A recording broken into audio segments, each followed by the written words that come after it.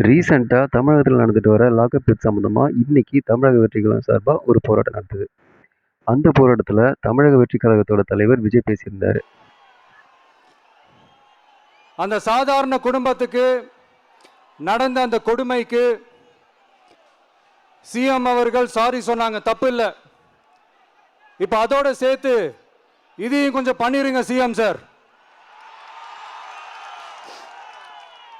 உங்களுடைய ஆட்சி காலத்தில் இதே மாதிரி போலீஸ் விசாரணையில் 24 பேர் இறந்து போயிருக்கிறாங்க.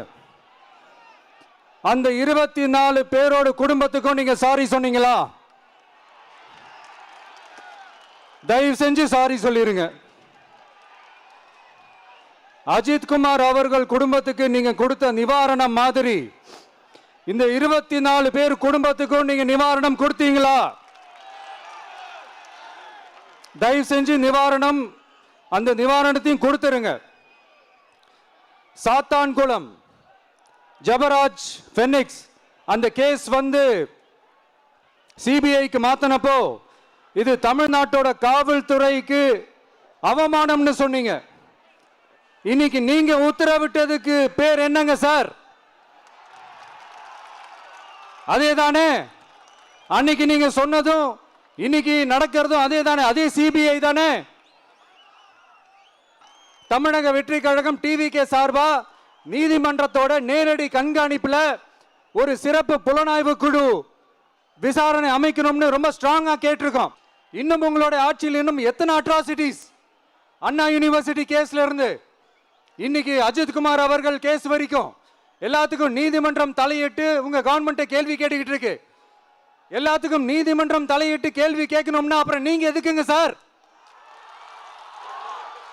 உங்க ஆட்சி எதுக்குங்க சார்? நீங்க உட்கார்ந்து இருக்கிற அந்த சிஎம் பதவி எதுக்குங்க சார்?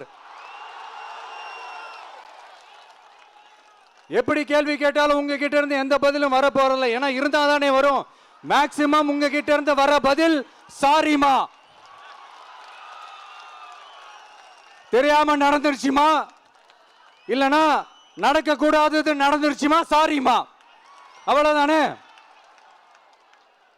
இந்த வெற்று விளம்பர மாடல் திமுக சர்க்கார் இப்ப சாரிமா மாடல் சர்க்காரா மாறிடுச்சு.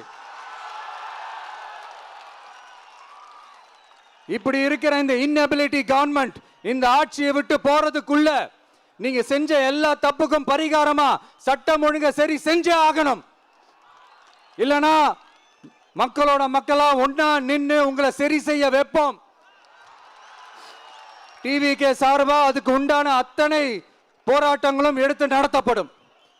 அவரை கொச்சைப்படுத்தும் விதமா திமுக இளைஞரணி செயலாளர் ராஜீவ்காந்தி ஒரு போஸ்ட் போட்டிருக்காரு. அது என்னன்னா, சாரி ப்ரோ விஜய், 3 மணி நேரம் பேச அனுமதி வாங்கிட்டு 3 நிமிஷம் தான் உங்களால் பேச முடிஞ்சதா அப்படின்னு சொல்லி தமிழக வெற்றி கழக தலைவர் விஜயை கொச்சைப்படுத்தி பேசியிருக்காரு.